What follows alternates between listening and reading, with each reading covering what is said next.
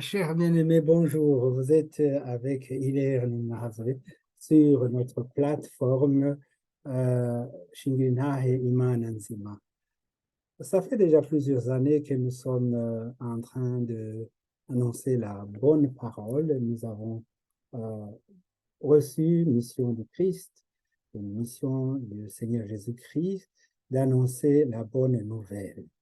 Et cela ne date pas d'hier, c'est un devoir que Jésus-Christ a donné à ses disciples et de génération en génération, enfin, dans la suite des temps, les disciples ont ont transmis ce devoir à d'autres.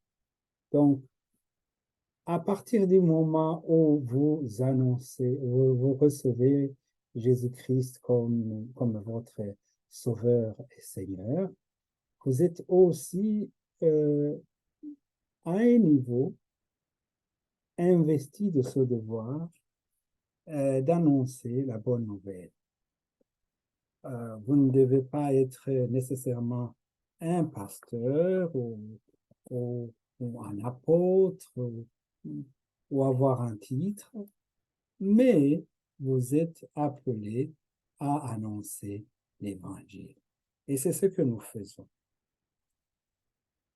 Je me suis entretenu du haut de mes 60 ans et plus avec beaucoup de personnes.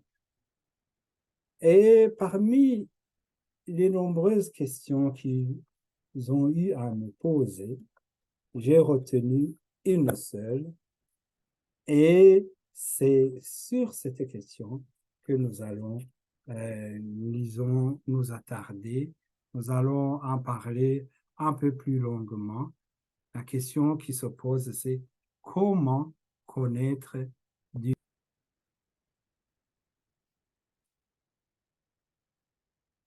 Oui, comment connaître Dieu? Tout homme sensé se pose cette question. Il a toujours envie de savoir d'où il vient et où il va. Cette situation conduit tout naturellement au questionnement qui finit par dépasser la sphère personnelle. Les parents sont souvent, non sans gêne, confrontés à cette question épineuse. Ils s'y prennent différemment et pour des raisons diverses.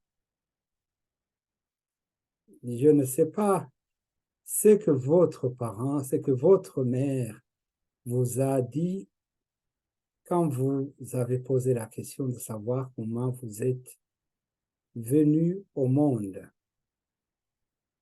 Il y a des réponses qui sont très différentes et je me rappelle que lorsque une mère ou notre maman avait eu un enfant, on nous disait que Dieu avait donné un enfant. La nuit, à tout hasard, Dieu a donné un enfant et c'était un plaisir de voir cet enfant. Oui, moi je suis aîné de 6 ou de 7, si vous voulez. Je dis de 6 ou de 7 parce que un de mes frères est mort-né. Il n'est pas né vivant, donc il n'a pas vécu, mais c'était un enfant déjà formé. Et si je me souviens bien, l'enfant a été enterré selon comme on le fait pour les autres personnes qui naissent. Bon, voilà. Et moi, le Seigneur, avec mon épouse, nous a donné 2 enfants. Et du côté de mon père, cela est aussi important. Du côté de mon père, mon grand-père a eu 11 enfants, 3 filles et 7 garçons. Et donc, nous avons des cousins nombreux qui sont aussi âgés que moi ou d'autres moins âgés que moi. Et du côté de ma mère, c'est à peu près la même chose, mais sauf que ma grand-mère a épousé mon grand-père du côté paternel qui avait déjà d'autres enfants, au point que il m'arrive parfois de ne pas savoir exactement qui est qui. Bon, de ce côté-là, nous avons eu le privilège d'avoir une grande famille et je remercie Dieu pour cela. Ça fait un plaisir. Des fois, maintenant, il y a des petits-enfants ou des jeunes gens qui viennent, qui me disent, ah, vous êtes mon grand-père. Oui, vous le savez, c'est comme ça en Afrique. Donc, c'est la famille. Les familles croyantes ont beaucoup plus de facilité à répondre à cette question en raison des réponses disponibles dans les Écritures. Pour elles, l'homme ne vient pas du singe comme nous l'avons appris dans les écoles, d'après la théorie de Darwin, ce chercheur, qui a enseigné tout le monde à croire que nous sommes des descendants des singes. J'ai toujours dit à mes enfants, écoutez bien, si on vous demande à l'école de qui vous descendez,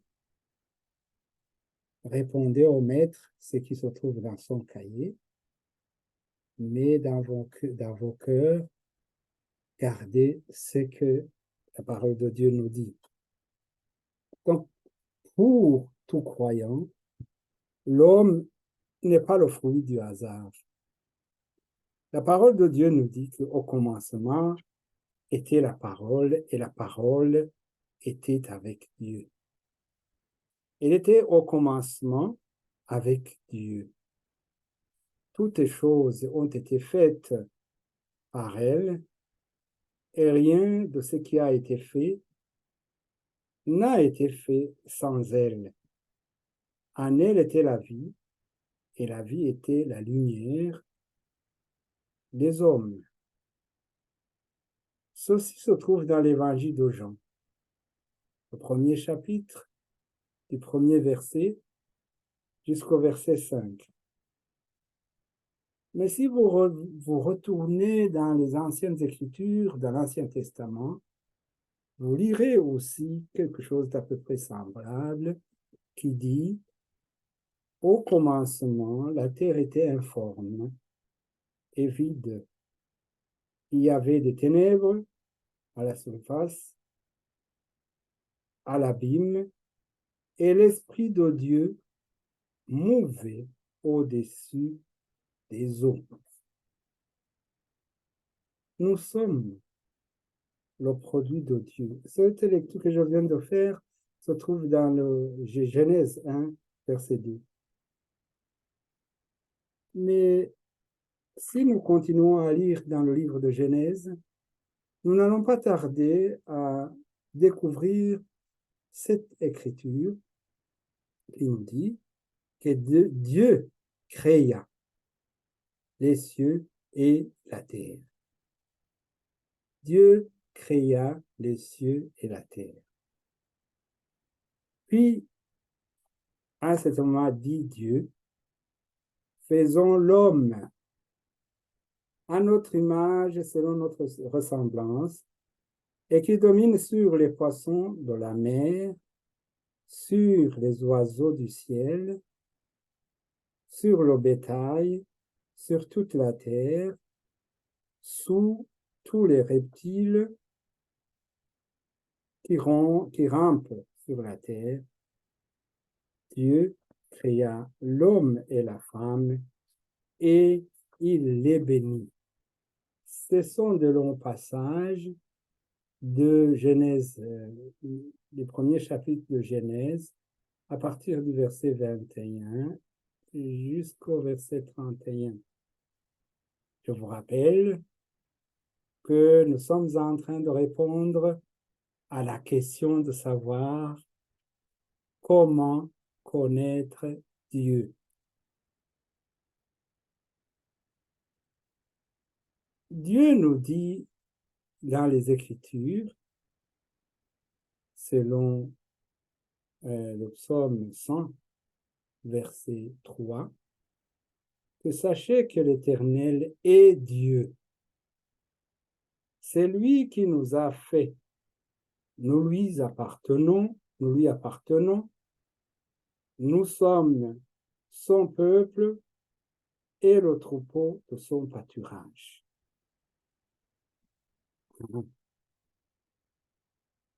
Mais dans ce chapitre même, premier chapitre de Jean, nous lisons quelque chose de très étonnant, que peut-être vous n'avez pas encore découvert, mais qui parle de lui-même ou d'elle-même. Personne n'a jamais vu Dieu. Dieu, le Fils unique, qui est dans le sein de son Père, et c'est lui qui l'a fait connaître. Nous, si Dieu n'avait pas voulu que nous le connaissions, nous n'aurions pas connu.